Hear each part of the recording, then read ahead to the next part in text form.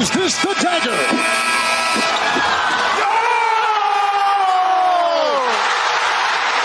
Illegal substitution, too many men on the field, Saskatchewan. Gizmo has a block and the sideline. He has not stepped out. He may go all the way. He needs one block and he'll do it easily. Promise Mess I wouldn't do this.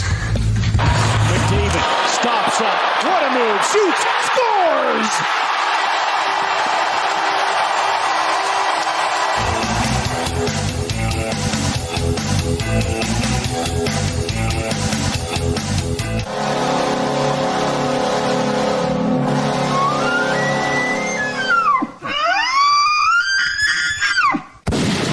Hey, welcome. Yeah. Just relax, everybody. It's The Outsiders, powered by the Macintosh Group at RE/MAX River City. It's podcast 96, and we're into season 3, although it's coming to a conclusion pretty fast, but I can't believe here we are moving into the month of March. I'm Bryn Griffiths. Robin Brownlee joins us. Robin, how you doing?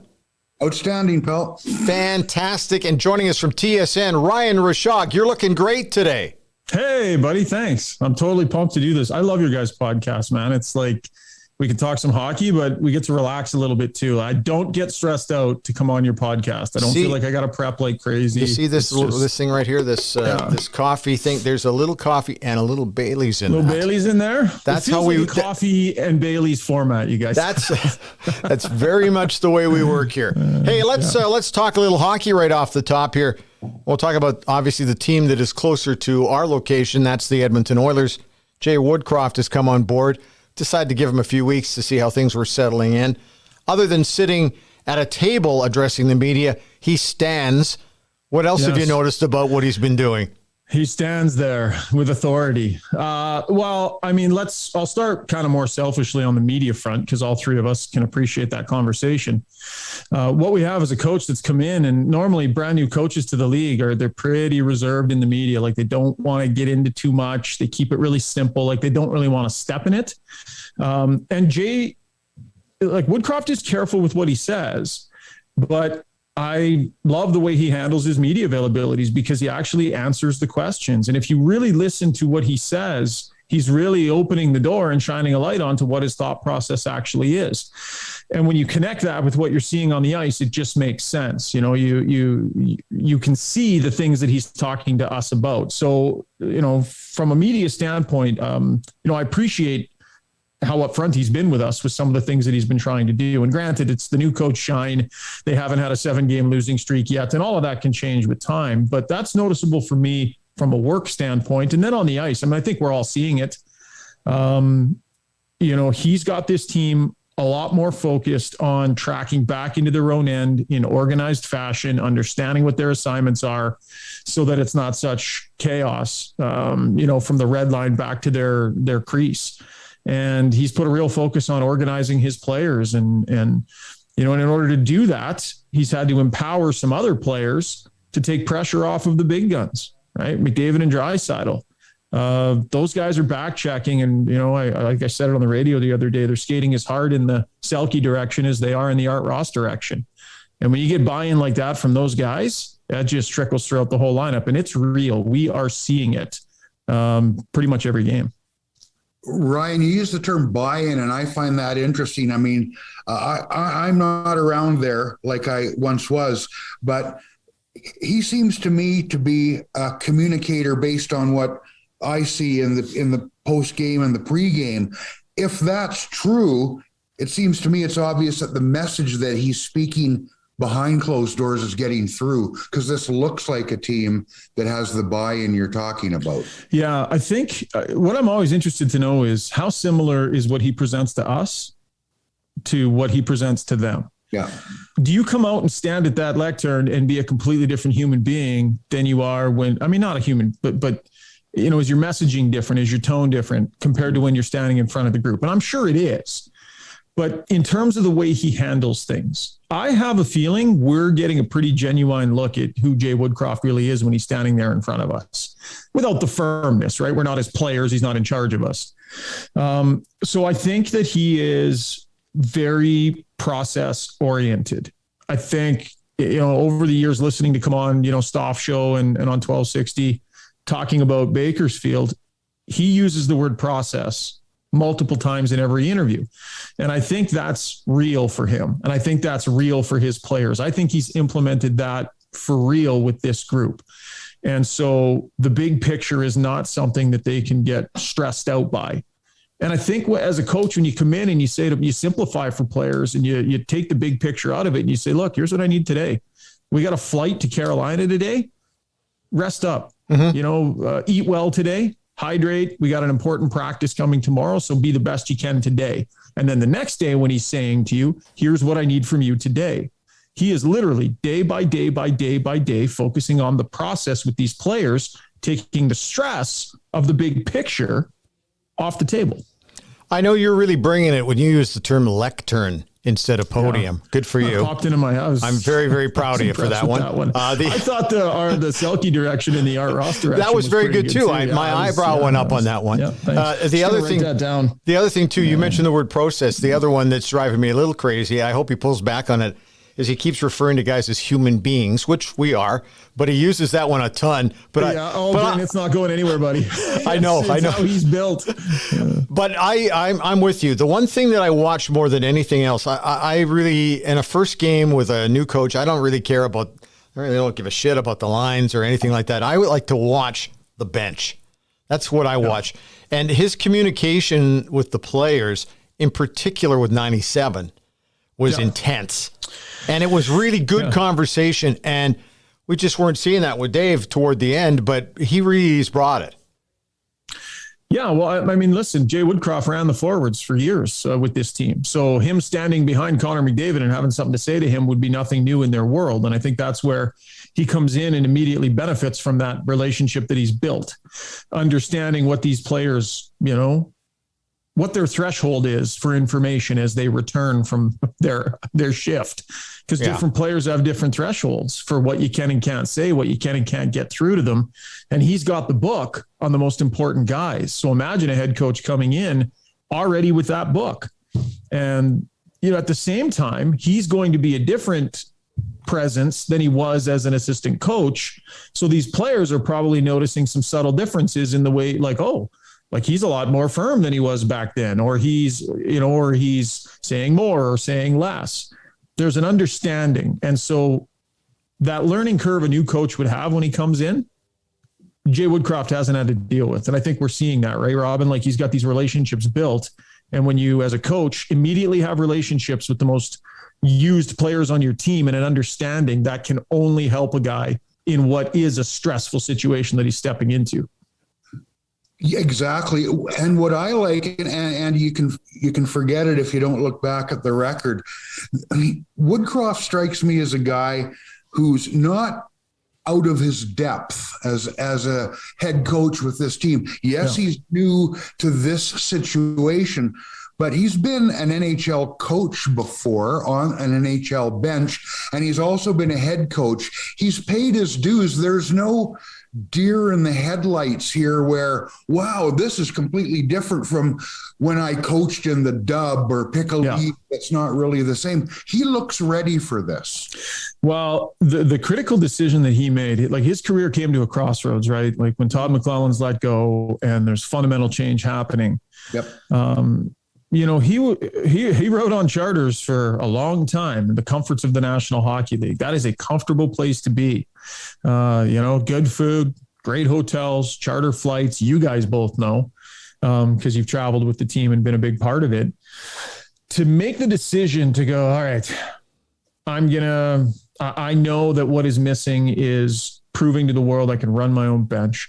I can be the decision maker. And when he describes this, the biggest difference, it's, before you would give your opinion. Now you're the one that gathers everybody's opinions and it's on you to make those decisions. And so he decided that's clearly what he needed. And I think we all knew that's what he needed. And he went down there and he's done a good job. I can't profess to have watched a lot of Bakersfield Condors games over the last few years, but guys, you look at the players he's sending up, you look at the way they're developing these young defensemen, you look at the results with the organization's most valuable assets is their people, their players. The most valuable thing the organization has, they handled with care, did a really good job, have fed the system. So he's proven he can run his own bench and he's proven he can set his own tone and build his relationships as a head coach. I don't think Jay Woodcroft, and I say this with all due respect to him, if there were 5 head coaching vacancies this summer, I don't know how many shortlists he would be on. Right. I don't know if that's where his trajectory had led him yet. Hadn't had a championship. He's not that top of the list guy. And I say that with all due respect because it looks like he was ready. So for him to do what he did, to come up here without a contract, right? At least not beyond this year, to step out of that head coaching role, step into this opportunity, understanding Edmonton might be the only place that was going to give him this look right now. Mm-hmm. I respect it because he could have sat there and said, I've got a good thing going here and without a contract moving forward. Because if he doesn't get hired as the Oilers' next head coach, what are his options? Returning to the American Hockey League to be the Bakersfield Condors coach again, right? Mm-hmm. That would be the option. Or would he be like, look, if you're not hiring me now, the writing's on the wall. So this was him taking a bit of a chance, I would say. Ryan, talk about Jay bringing Dave Manson with him. I haven't talked to Dave Manson in forever and a day, but I was covering the team when he was a player here. What does he bring to the table that helps Woodcroft with this particular staff and with this particular group? Well, and I don't know Dave Manson that well, but I've talked to a lot of people about him. And I think it was Elliot Friedman reported that, he was getting looks. Did Friedman say that Tocchet was giving him a look if he got a head coaching job? People had been taking note of what Dave Manson had been doing with this Oiler blue line and these young prospects. Tons of respect in the game, right? We all know the way he played. He was as tough as they came and hard nosed. But anybody who was a teammate with him, would have told you that he was honest and decent and a good dude to have around. Yep. So his place in the game is very, very firm. But he's proven himself to be a guy that can take young defensemen and extract more from them than you might expect. And he's done it a few times now. I mean, just look at Markus Niemelainen. Like, you telling me Dave Manson hasn't had a massive impact on that guy's development? So I think that Manson running the Oilers D, I think that was fait accompli. That was going to be happening. I think they recognized what they had in him and it was time. Whoever the head coach would have been next year, had they not done this, or if Tippett had not come back, I think Dave Manson was on a bullet train to being the Oilers D coach next year, even if this change hadn't happened. And I think that makes sense. The organization's developed somebody and they've got him up in the big club now. You were commenting on something that was said by Jay Woodcroft that kind of caught your attention. And not only are you a great guest, but you now bring your own audio with you. So what caught your attention here? Well, I just like the fact that, again, it's one of those situations where he gets asked a question and he's careful, but he gives you a real answer. So he was asked what change he's made that, that he thinks that he's happiest with, that he's been able to get this group to do. And this goes right back to what we're seeing on the ice, which is the buy-in at both ends of the ice from the entire lineup. So he was asked that, and here's what he had to say. So we wanted to hit on the lead domino, and for us, that was our work back to our own zone. It was being organized on our track. It was being comfortable if the other team gained our line of what our positions have been, and that's where the majority of our focus has been over this last little while. So details on when you're coming back in your own zone, be organized, know where you're supposed to be, have some structure. But first of all, get on your horse and get there because it matters. And we're seeing that from his players. And that was priority one for him. And he answered that very honestly. Okay, so losing Tampa, win in Florida, and losing Carolina, I thought they were competitive in all 3 games. They could have won any or could have lost any of those games, but they were close. Yeah, they were in all those games. I don't know. You guys tell me, if you bring that quality of play most nights, yes, as long as you're not playing one of the 3 or 4 best teams in the league, right, which they just have, yes, you're going to win a lot of games playing that quality of hockey. Also, the consistency level of the goaltending. If they get good goaltending or better, they're going to win most of their games. And the goaltending is a bit of an enigma in a lot of ways, because we've seen the worst, I think, and we've seen some great. We certainly saw Mikko was playing out of his skin against the Panthers, but it's got to make things really difficult for Kenny Holland, because you're going, well, which one is the real Mikko Koskinen?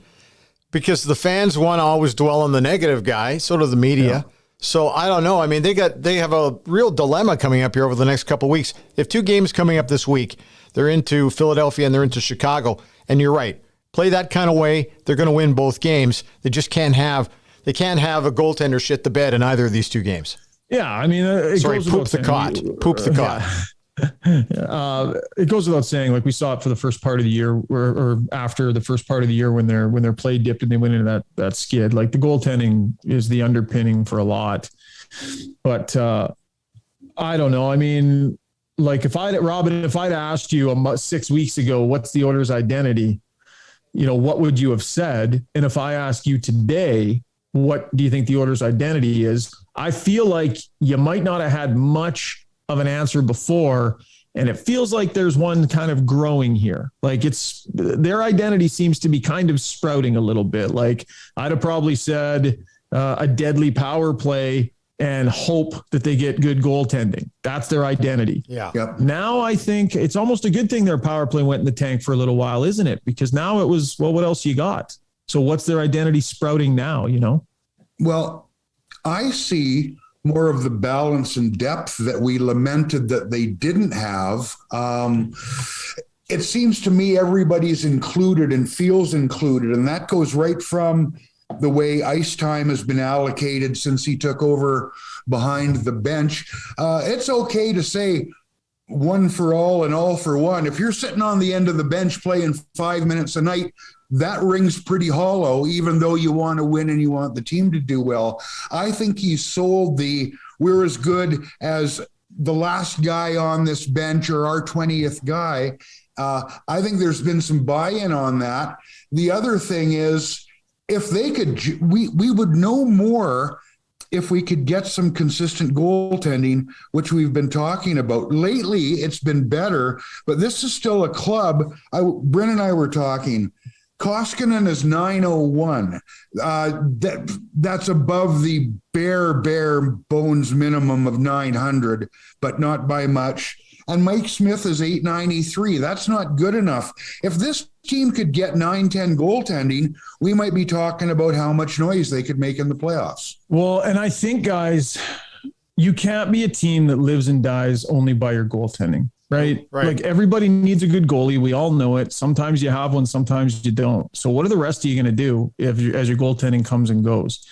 And I think the Oilers are developing themselves into a team that is not going to live and die by their goaltending as much and their power play as much as they were before. There's a quality developing in their 5-on-5 game that when the season gets deeper and in the playoffs, when things tighten up, they're going to be able to rely on that. And I've talked about that for years now, having a base level of game that you can rely on. And you say, this is our identity. When it's 5 of us against 5 of you and 2 goalies, this is who we are. Yep. This is what we put out there more nights than not.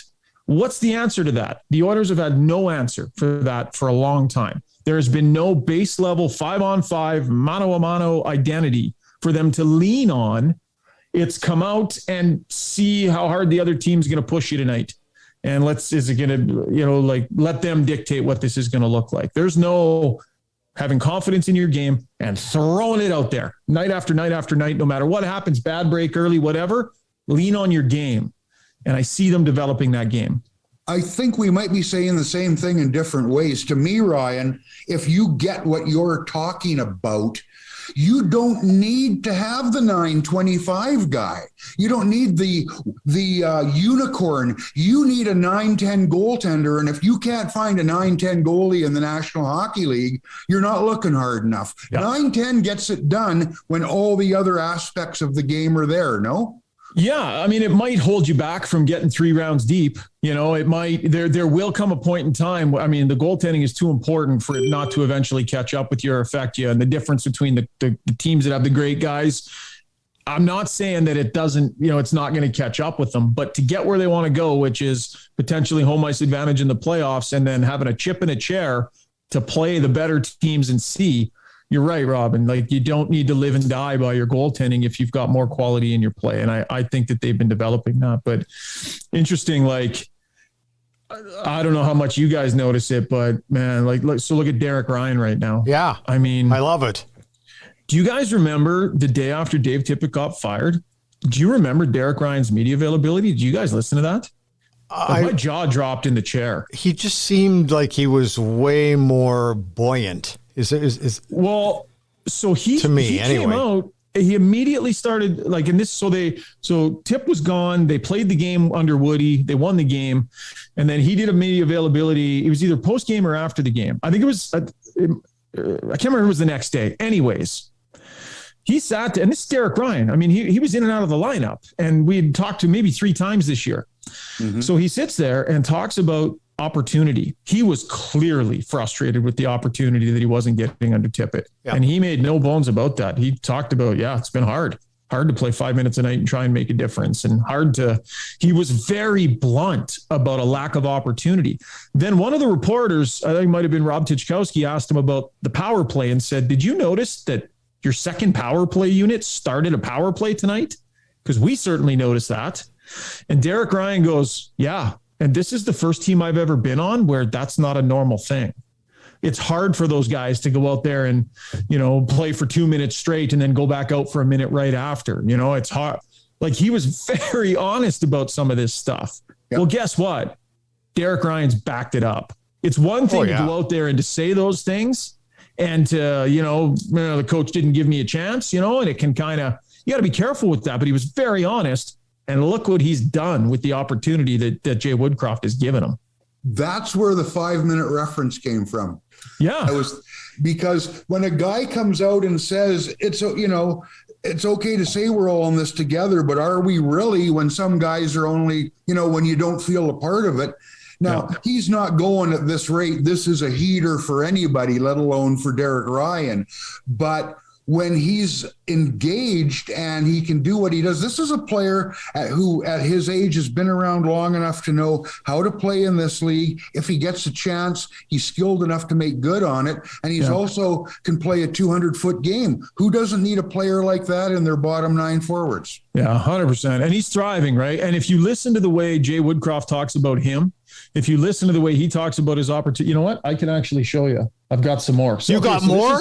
This is Derek Ryan. Tony Brouwer did the post-game interview. Right. And he said to Derek Ryan, you've talked about the opportunity and getting a little bit more opportunity. What's that meant to you? And I hope this plays the right clip. This is Derek Ryan's response. Yeah, confidence is moving for sure. When you say a little bit more opportunity, I think it's a lot more opportunity. That's definitely translated into some confidence in myself and the line I've been playing on, whatnot. It's been, it's been good. It's just the first part was tough when you're not playing much. You're sitting there for a long time. It's hard to get your momentum, rhythm of the game. And I feel like I've been able to get more rhythm in my game under Woody. He's getting me out there in key situations. And I'm enjoying it. He's still saying it. Yeah. He's still saying it every time he's asked. You can tell this player is it was like a dying plant that had been fertilized and watered under this head coach. Or just watered. I don't mean to be overly dramatic about it, but this guy has flourished. It's been unbelievable what he's done. Got to ask you, because I thought about it while I was watching the conclusion of the game in Carolina that, they get the right bounce. They might put this thing into overtime. Lately, in overtime, we've watched the separation of Leon Draisaitl and Connor McDavid after it was almost money when they would put those two guys together. Yeah.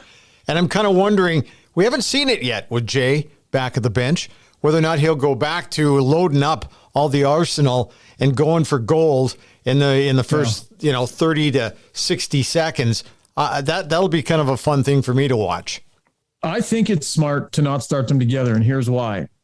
The way 3-on-3 works, if you don't get possession, then you're just skating around burning a shift, right? Yep.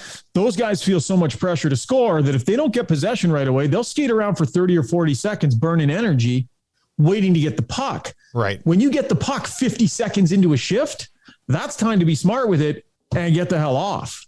But that's not what they would do because it's them. It's their best chance to win the game, and they both know it, so they'd hang in. Now you're going the other way. Offense. Well, what does offense do sometimes at 3-on-3? Turns the puck over. Yeah, gives it up. Now you're a minute 15 into a shift, and now you're playing defense and might not get it back. Then if you get the puck again, you got nothing what do those guys want to do? Yeah.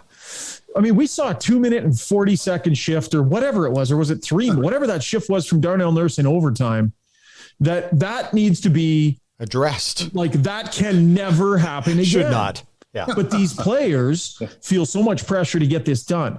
So what it does when you separate those guys in overtime, this is what happens. If you lose possession right off the draw and the other team has it, you got a superstar skate in circles, waiting, right? 50 seconds into that shift, it's not swapping McDavid for Draisaitl.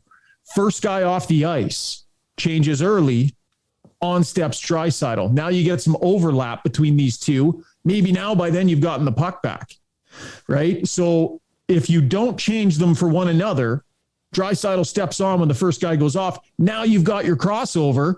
McDavid changes. You've still got a superstar on the ice and another really good player comes on. So I think it's a much better fit for the way 3-on-3 often goes. I've thought a lot about this year. You tell me whether or not you think the league would take a look at it, and that is the long change in overtime. You know, I know that we change ends at the end of every period, but I'm thinking for the 3-on-3, it's a changeover. And so the teams, there is a long change on the 3-on-3 overtime. I'd like to see them get rid of that. Really? Yeah. Because I think it would pick up the pace even. Yeah, maybe. It would make it easier for tired defensemen to change. That's what this is about, right? The guys who need to think a little bit about defense to get all the way across the red line and to that far side, leaving everything behind you wide open. Whereas if it weren't the long change, you'd have a fresh body out there all the time. I don't know, Brent. I kind of like the long change. I think it adds. I don't know. Well, it adds to the Robin, drama. What do you think? You be the tiebreaker, buddy. What do you think? I'm fine. You know what? I'm fine the way it is. I'm what a fence sitter. No, that's not on the fence. He's taking my side. Yeah. Okay. Sure. Fine. You lose, Brent. That's hey, Robin. I know that Ryan's been bringing the good audio today. Here's mine for you. You better say your prayers, you flea-bitten varmint. There we go. That's my quality contribution audio-wise to this. But anyway, Robin. You're 11. Okay, Brandon, I'm going to see you that. Yes. And Robin, I'm going to support you with this, and I'm going to raise you this, Brandon. Okay. Well done, Robin. Well done. There's something screwy around here. All right, fine. Hey, let's change the topic somewhat here. Thinking a lot about this over the last couple of days, I wrote down Hurricanes, Lightning, Panthers, Avalanche, Flames, Rangers, Vegas, maybe the Wild. Those would be the teams that I would have in my upper echelon. Who am I missing? Well, I don't know. You had the Panthers, right? Yeah. Did you have Colorado? Oh, yeah. Right now, I like them coming out of the West the way they're playing. You got to have them in there. Man, are they ever good. And okay, let's talk about the Calgary Flames then, because I was really expecting more out of that Wild Flames game on Saturday night, and Calgary just dominated that game. And what can you say about Sutter and the job he's done there? The superstars are playing like superstars, and the other guys, the guys who are the honest guys, are giving honest efforts. They're looking great. Like, they're not looking good. They're looking really great right now in goaltending. Hey.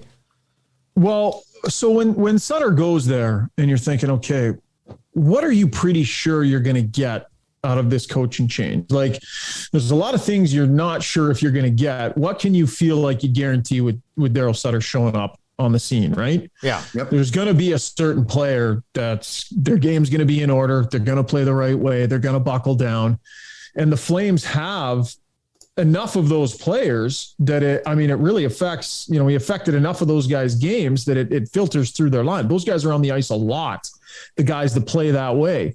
Then the next question is, how are the stars going to do? Like, how are the superstars going to do with Daryl Sutter? Man, when it was low for Calgary, when it was bad, it just felt like watching them play, they're never going to win with these guys. That was kind of the narrative, right? Yep. They're never going to win with these guys. Well, look at them play now. So he's been able to extract that from his star players as well. Star players that were much maligned and in some ways being run out of their market. He's totally flipped the script in the narrative there, which is impressive to me, Robin. I wonder, and maybe he'll come up the highway and throw me around for suggesting it, but has he changed his approach a little bit? Because on camera and in game is a lot different than off camera and out of game. If you've had a chance to sit down with him, I know I have, one day in San Jose that I've referenced more than once on this podcast, where he had his son in the coaching office with him. Yeah. We just shot the breeze for an hour. Yeah. I think that he communicates better than a lot of people might think he does. He wants it played his way. Let's not mistake that. But I think he's better with talking to today's players than we give him credit for. And I also think the team he's got now is more suitable to hearing the message and doing something about it than the group he inherited from Jeff Ward. There's not been a ton of changes, but there's been subtle changes to that group. What do you think? Yeah, I think Daryl Sutter's players all know where they stand with him. Yep. I think that matters. I don't think all coaches are like that.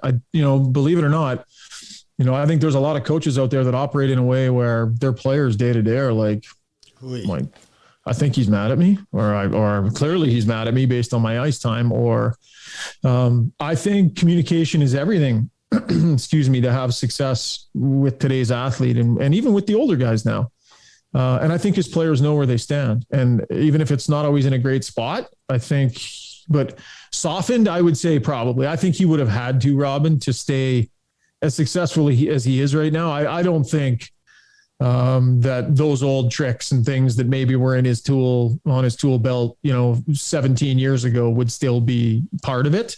So I would have to assume that the man has changed, same person, fundamentally, same values, same core, but maybe just understanding that, you can't necessarily handle things the same way. His handling of the media hasn't changed. I think he's actually better. I think from everything. And when I was in Calgary, I heard horror stories, man.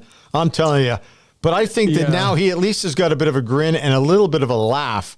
Well, his team's playing pretty well. Yeah, I mean, it's easy to do it now. You're right. Yeah, I can't remember exactly when it was. I think it was last year. Whatever. It was during this COVID mess. And so he comes walking in to do the Zoom call, but we're also in the room, and he's got his skates on. And these are the skates that he played in, these old school skates that he still got. Yeah. And so it was Jim Matheson and I were sitting there chatting with him, and he's like, he's chatting about his skates and this and that. We're having a laugh. He's sitting at the table. We're ready to get going. And, Peter Hanlon's waiting to get this thing going. And he's talking. He's being so personable and laughing and having a chuckle and, ask Maddie how his wife was and all this stuff. Then the Zoom call starts. Oh, yeah. And the first question I asked him, I think he gave me 3 words. It was just, come on. The camera went on and he was just like, he just kind of gets that look on his face. And, I don't think I asked a very good question. I probably bogeyed in some way. The thing you can never do with Daryl Sutter is you can never present a premise and then ask your question. No, he will ignore your question and he will attack your premise. Yeah, absolutely. Age-old battle between the reporter and the coach. I really felt like your team looked like the energy picked up in the third. Why do you think that was? Oh, yeah. And then he'll be like, I thought the energy was there in the second.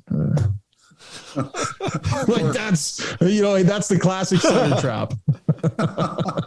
Yeah. What or you get the response, what do you want me to say? Yeah, that's another one. Okay.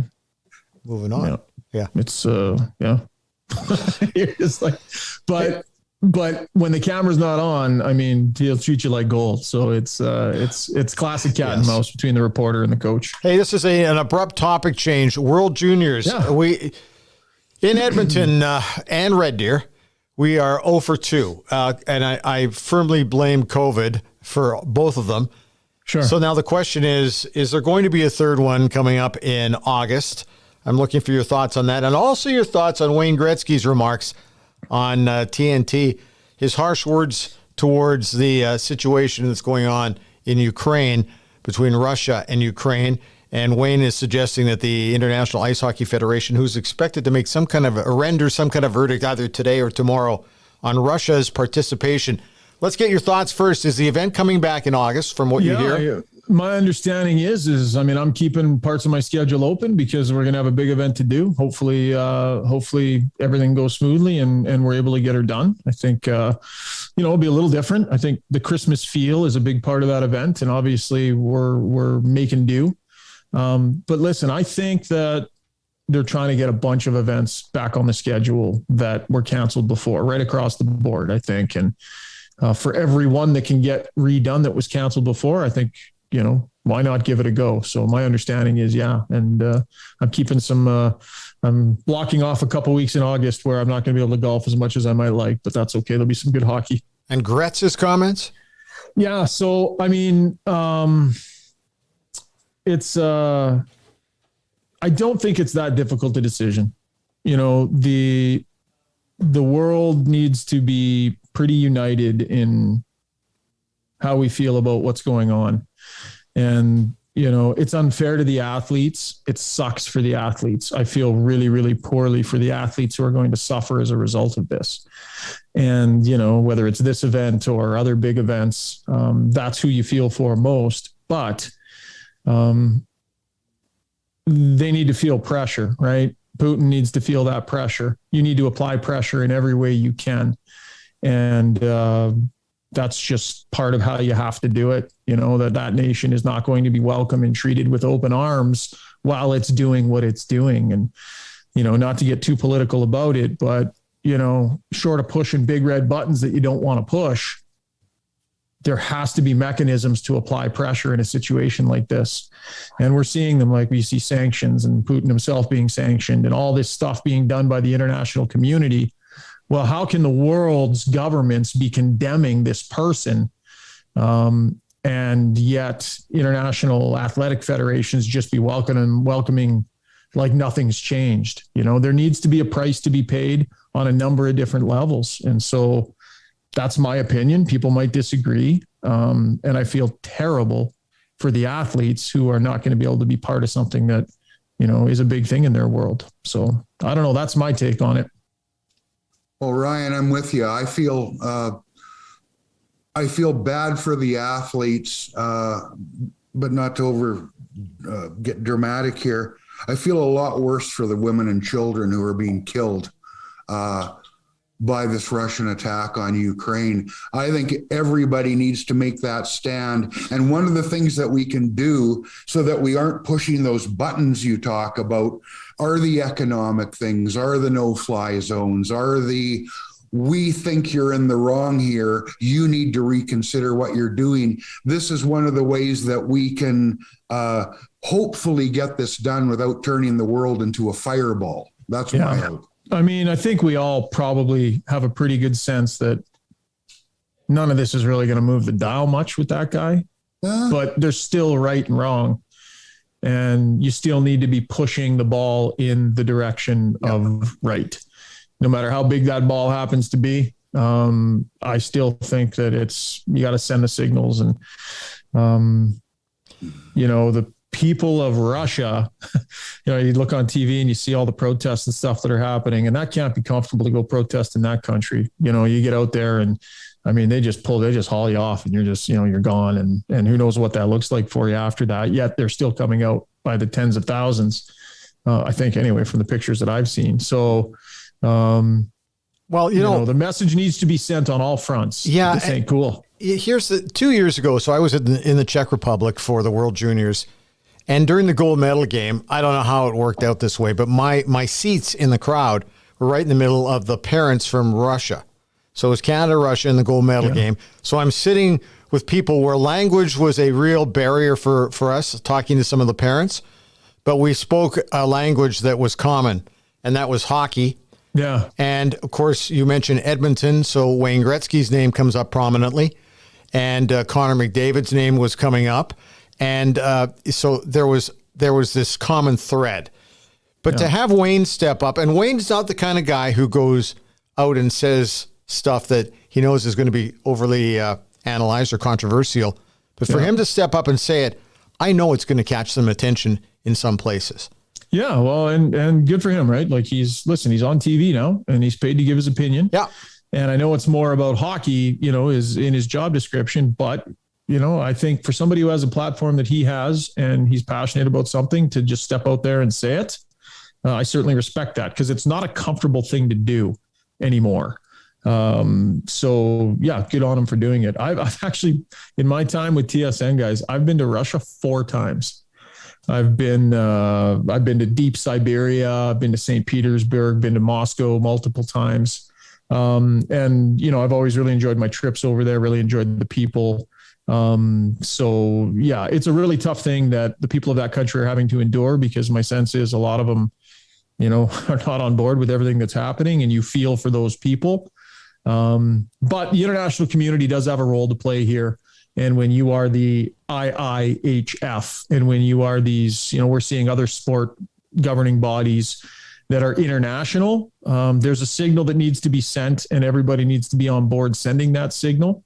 And that's what we're seeing. And I think it's the right thing. And I feel, again, terrible for the athletes that are affected by this. Well, the International Olympic Committee, their executive board, is recommending no participation of Russian or Belarusian athletes or officials from this point forward.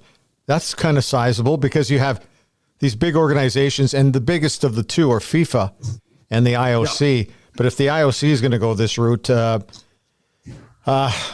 I was watching, man, we're kind of going down a political road here, but I was watching CNN on the weekend, and one of the things that they do well is they get generals on, retired generals who have a real good knack of being able to describe what we may or may not see, or what we've seen. And one guy said, you can't paint them into a corner here. There has to be a way to get out of it and realize that they have done wrong. That was in the view of the general. But when you see groups like the IOC stepping forward, FIFA was a little softer on them over the weekend, but that's pretty harsh. The IOC usually doesn't go down that road, guys. Yeah. Wow. But again, I think the world needs to lean into this. Yeah. I think that's what we're seeing. So I'm good with it. I've been watching a little CNN too. And I have to say, I've read her book. When situations like this happen, I tend to watch the journalism, and I pay close attention to the stories that are being told and the journalism being done. And, this is a big beef for me. The way that the media is under attack nowadays, it absolutely drives me crazy. And we don't even need to get into that if we don't want to. But what I'm seeing on display right now is some unbelievable journalism. I mean, these people flew directly to these cities and are sitting in these cities reporting on, this is dangerous stuff. So, whether it's Clarissa Ward, who she's just a fantastic international correspondent that now works for CNN. I've read her book, just a fabulous journalist. Mm-hmm. But we're seeing some of the world's great journalists doing some of the finest work covering this absolute horrendous story right now. And I've been paying attention to a lot of that. BBC World Service is another good watch as well, because they really find a unique way of telling a story. And it's obviously our thoughts are going out to everybody.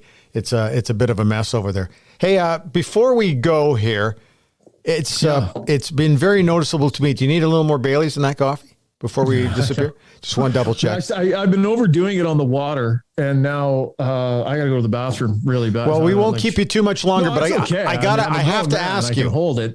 You've dropped in 2 audio clips today. Obviously, you've got a new board there, and your microphone. You got a new microphone. I mean, what is up with you? What's going on here? I don't know, man. Just love technology. I just wanted to. I do enough podcasts with people, and I plan to at least do this once or twice a year with you guys. And I thought you deserve nothing but the best, so I upped my gear for the purposes of this show. So I have that much respect for you guys. I don't know. I mean, listen. I'm about the only reporter in town that doesn't have a podcast. And so we'll get with it. I don't know. Maybe I don't know. I've been mucking around here with this stuff. I love gadgets. I love technical stuff.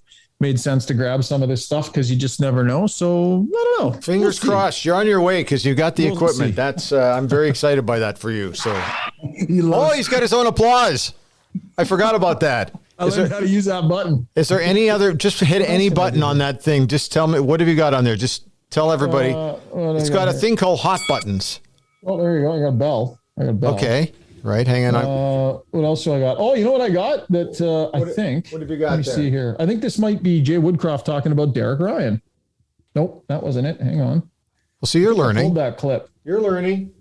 No problem whatsoever. Hang on a second. It's all right. Oh, I'm proud of him. He's been a heck of a hockey player here over the last couple of weeks, and he's really shown some pop in his step and with his increased role and responsibility. And to see a teammate like that get rewarded with three goals, the the whole dressing room was just ecstatic for him.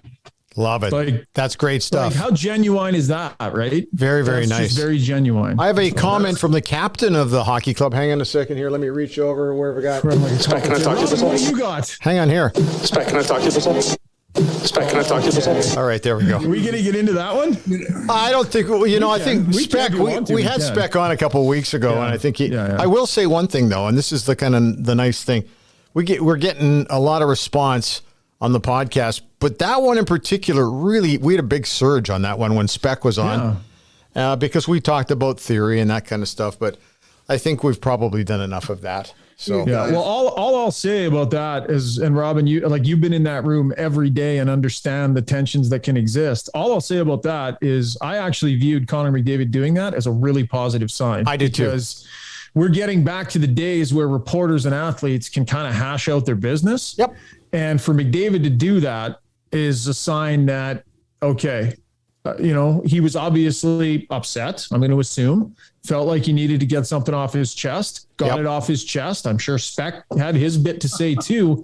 And now that's dealt with and you kind of move on. And I don't know what went on. Spec did a good job of keeping those details between him and the athlete. But listen, I think that's positive. I've had that happen recently too, and I won't go into it. I've recently had a conversation too with a player. There was some tension and some friction there. It's time for us to start having the opportunity to deal with these things. And as COVID restrictions are relaxing a little bit, the discourse between the media and the team, I think, will improve because people don't understand how much of this stuff actually gets worked out behind the scenes. No, we've all had episodes like this. Robin, we talked about this 2 weeks ago. I've had at least 6 or 7 with hockey or football guys. The only thing that went wrong with that is that he was sort of like one steamboat too early. Otherwise, nobody caught on camera. Yeah. Nobody would have. Hey, it's great that reporters and the athletes they cover, if we can get back to where they can say, "I'll kick your ass." Being honest and. Yeah, I'm exaggerating, but you have it over the years, whether it's a GM, a scout, an agent, usually a player who doesn't like what you've had to say or how you've written something, and you'll just get the motion, in the dressing room. Come on over, let's talk this out. Doesn't mean you agree. Let's chat. At least you talk. Yeah, I don't know. I don't know if people think like how they think these conversations go. Oh, they think it's this. They think it's like this. They think it's somebody's going to get hit on the noggin. Somebody's going to get bopped in the nose. That's what they think. Exactly. They think that's the way it's going to be, where it's like the player's like, rah, rah, rah, rah, rah, rah, and you're like, oh, I'm sorry. Do you still let me come in the room? Like, this is not the way it goes. Nope. It's like any disagreement you would have between two people. You got a point. I got a point. Okay. We both got to be in here, fist bumping, off you go. Like, it's not like there's some big talking to. It's just two people working through stuff. And that has to happen. These guys are under lots of pressure, and we ask them lots of tough questions under pressure, and there's going to be tension. And sometimes when it boils over a little bit, or if we step out of line, we all have a day where we step out of line. That stuff needs to be handled. And the PR staff of the Oilers, I think, is really, really doing a good job to try and facilitate more of that as the restrictions are easing up. I can't recall a situation where it's the way you describe it, Ryan. Sometimes a guy, it's something simple like, what I read this morning, I wasn't expecting. I didn't think that was the way our conversation went. You kind of spun it different than I thought. And you can say, well, hey, sorry you feel that way, but I loved the way it came out and I wrote it the way I thought I needed to write it. And you don't always agree. It's not a matter of, occasionally a guy will get pissed off and you might have a hard time getting them in a one-on-one for a little bit, but everybody's grown up there. You have your say, you move on to the next day because there's too many days to carry stuff around over any period of time. Well, I agree. And again, I'm not going to get specific, but I can tell you in the conversation that I had recently with a player, he made a point to me and I went, yeah, you know what? That's actually really fair. Like, I never thought of it that way. That's my bad. So that's part of your conversation too, right? And sometimes maybe they got a little too riled up. So it's just human discourse. Like, this is not rocket science. It's just basic human discourse, but we haven't been able to have that basic discourse because of the situation, and we're getting back to it now. Because, guys, I mean, let's be honest, the blowups that we've seen, like the thing with Draisaitl and Maddie, there have been some things this year where there's a lot of tension and a lot of friction, and a lot of it has to do with the team not being where it wants to be. But too many times this year, we've been talking about Edmonton media and the players, and that should never be the story. But how many times have we talked about it this year? It's been lots of times. So just post the W, and a lot of that stuff goes away. Have you had an episode, though, with general managers? I've had two. One guy told me to call off the dogs. That was the quote. That's all I'm going to say. Call off the dogs. Call off the dogs was the quote. And that's fine. Yeah. Hey, listen, I totally respect the fact that you're getting called into the GM's office and told to call off the dogs. That's fine. No, I've had, this was a while ago. Word got to me that the general manager was extremely upset with me for something that I had done or said or something like that. And I don't know, my way of handling those things is I just kind of go head on. It's like a phone call. Hey, let's get it out of the way. Heard there might be some issues. Where are we at? Let me know. I'm open to the idea that maybe I bogeyed here. Where are we at? Right. Never been in a loud screaming F you. I mean, there's one we know about that happened with me and a head coach years and years ago that off air turned into a lot of expletives. But haven't really had that with a manager at this point. So trying to avoid those ones. Thanks for your time. Thanks for keeping it clean. And thanks for bringing your own audio. It sounds great. If there's a podcast in the works, tell us about it, because I'm in. I'd love to listen to it. And thanks for coming on. Thanks for having the coffee. Thanks for having the Baileys. Yeah, it was awesome, guys. I really enjoyed doing this with you guys. We don't get to see you guys enough anymore, so it's good to get caught up. And I guess the world has to just sit and listen to us do it, but well worth it. It's great to talk to both you guys. Yeah, good stuff, man. Good stuff. Whew, can you believe it? It's March already. This year is going crazy. At least that's my impression. January and February, where did they go? Anyway, looking at the Metro Edmonton real estate market, had a chance to track down Brent McIntosh from the McIntosh Group at Remax River City. I said, what's going on? He said January and February were fantastic, and it really gets him excited about the upcoming year because things are starting to pick up. Now is a great time to start gearing up if you're thinking about looking for a new place or maybe even putting your place on the market. People are already looking. Interest is high to buy, and inventory is low at this time of year, so now is the time to move. That's totally the norm, by the way. The McIntosh Group at Remax River City can help you with the sale of your current place or maybe the purchase of your next place, and you can find them real easy, too. 780-464-0075 or online at macintoshgroup.ca. Start the process with a complimentary evaluation of your current home. No obligation whatsoever. They'd be happy to help, and there's no deadline for this offer. But if you're really thinking about it, don't let the market pass you by. Jump on board right now and give them a shout. Both buyers and sellers are welcome to contact the McIntosh Group at Remax River City. Once again, that number directly, 780-464-0075, or find them at macintoshgroup.ca. And one last thing, tell them the Outsider sent you. Wow. Hey, I noticed the Edmonton Elks with a media availability coming up this week, Robin. Kind of curious to know what that's going to be about. What do you figure? Well, the speculation, I'll put it that way, is maybe we're going to see a new logo. Maybe we're going to see something to the uniform, bring back the EE. I wonder, would that replace the antlers on the helmet? I said when they came out, I kind of liked the look, although I'm not sure the way they carried it out was as good as it could have been. But so what, are we going back to EE, and are we going to have a uniform tweak? And the other thing is, I mean, this wouldn't be new. If you're going to have a logo tweak and a uniform tweak, could we have a Dwayne Mandrusiak tweak as well? I think that would fit as well. That's interesting. Hey, just back to the helmets, and then we can get into the Dwayne thing for a second or two here. The helmet issue, I heard that they were struggling with maintaining the antlers on the helmets. Did you hear that? No, but it stands to reason. I mean, it basically that's how it works. It's a big piece of sticky adhesive. It's like a car wrap, right? Yeah. And you're going to get helmet on antler, so to speak. And you also were covering up some of the holes in the helmet.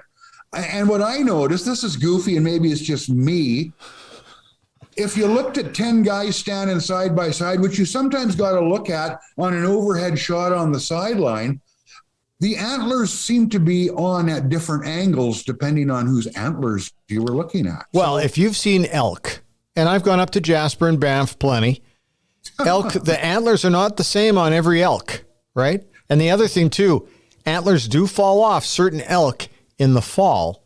So the whole thing didn't surprise me whatsoever. But okay, and back to the Dwayne thing. Yeah, it'd be kind of fun. I have no trouble. The EE logo, people still have it on their cars. It's all over the place, right? So to see the old EE logo come back, I'd have no problem with that. I think that would be a great thing. And I think it would be appropriate to have like a Dwayne Mandrusiak or somebody actually at that press conference to usher in the re-EEing of the EE. Well, Bryn, and correct me if you disagree. I've gone now as a media member. You're not a fan, so to speak. But I've gone in recent years where I'm not working at a mainstream outlet covering the team, from looking at the team and wondering, is there anything else they could possibly do wrong to feeling now? And there's more work to do. You need to get the people back, and you're not going to do that with some fancy talk and by saying the right things for a few months. But in the long term, my sense with the hires they've made, both football ops and front office, is they've really taken some big steps, and it feels more positive to me than it has for a long, long time. And the important thing is that feeling gets out to the public, because at the bottom line, as they say, that's what matters. You need people in that stadium. You need people wanting to buy your merchandise. And right now, they've gone from screwing it up to getting it back on track 180 degrees. At least that's my sense. What about you? Well, on our last podcast, we had Assistant General Manager G. Roy Simon on. Yep. And he made some comments, in particular, his departure from the British Columbia Lions made a lot. We got a lot of ink off of that and a lot of play time off of that comment about how he recognized that the BC Lions did not seem. You asked the question. Yep. So let's make that perfectly clear. I did not ask that question. You did, and he gave you a real honest answer, and it got a lot of airtime. And one of the things that's been fun about this podcast is we're getting picked up by more and more of these, various other podcasts, various other websites and blogs. We love it. It's great. And the feedback's been fantastic. But I think that there's just been a general positive feeling about the Elks. I don't see how it could have been any worse than what we went through. December was about as dark as it ever got here around here when it comes to the football franchise. But they've made so many positive decisions, so many positive hires over the last couple of months that things are looking really, really, I'm with you. I think it's very, very upbeat, and I'm excited for the season to start again, because you just feel like they're, and I even like a lot of the signings that Chris Jones and his troop have done, and it just makes you get a little more jacked up about the season. So I know we've been talking a lot about the Elks, but you know what? At this time, maybe last summer, where everybody was kind of tuning out, if we, even when we talked any CFL last summer, our Edmonton numbers dropped off dramatically. People just didn't give a shit anymore. They didn't care. So but now I'm starting to sense there's a renewed enthusiasm. So good on them. We'll see what the big announcement is. By the way, Dave Jamieson, longtime broadcaster in the Edmonton market. But before then, he was a longtime public relations guy with the Edmonton Eskimos. Yep. We're trying to get him on the podcast here in the next week or so. Looking forward to that. Also, Jamie Campbell, who is the host on Sportsnet of the Blue Jay broadcasts, trying to get a hold of Jamie to get him on a podcast too, because Major League Baseball's a mess right now. They should be just getting ready to get into spring training. They are nowhere even close to it because of a labor dispute.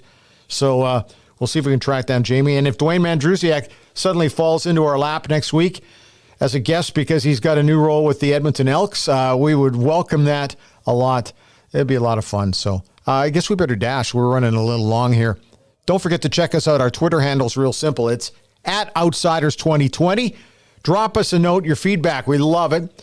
Also tell your friends to subscribe or follow us to our RSS feed on any of your favorite ear candy sites like Apple, Google, Spotify, Pocket Cast, Deezer. There's a lot of them out there. However you're getting us, just make sure you just click on the RSS feed, and that way when we drop a new episode, you get it. And we're also on YouTube, and the goal here in the next few months is to not only hear us on YouTube, but to see us on YouTube as well. No name yet for your Southwest Edmonton studio yet, Robin? Come on. I've been asking now for months. Well, it might have to be, you never know. It could become Lucky Sam Studios. We'll see. Sam Studio. No, Lucky Sam. Lucky Sam. Is there a story there, or just save it? Don't waste it here. Save it. Go. Lucky Sam Studio. Oh, that's not bad. And I record at the Road 55 studio in downtown Edmonton. It's always kind of fun to be here. Your support greatly appreciated. And like I said, we get bigger and better because you do one thing. You notice that we're doing this. You also keep retweeting your buds. That is essential for us to get our message out there. Just chatted with Ryan Rishaug a couple of seconds ago off air. And Ryan says, I'll make sure I retweet the fact that your podcast is out. Well, that's what we need everybody to do, because then the message gets bigger and bigger and bigger. And once again, a big thank you to the bloggers, those various websites, for also spreading our message. We appreciate that. Robin, that's it today. Anything else? No, I'm good, pal. Great. Thanks. We'll talk to you next week, okay? Okay, see you.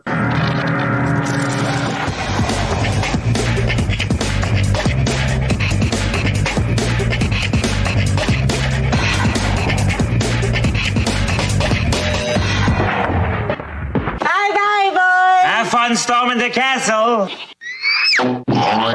Road 55.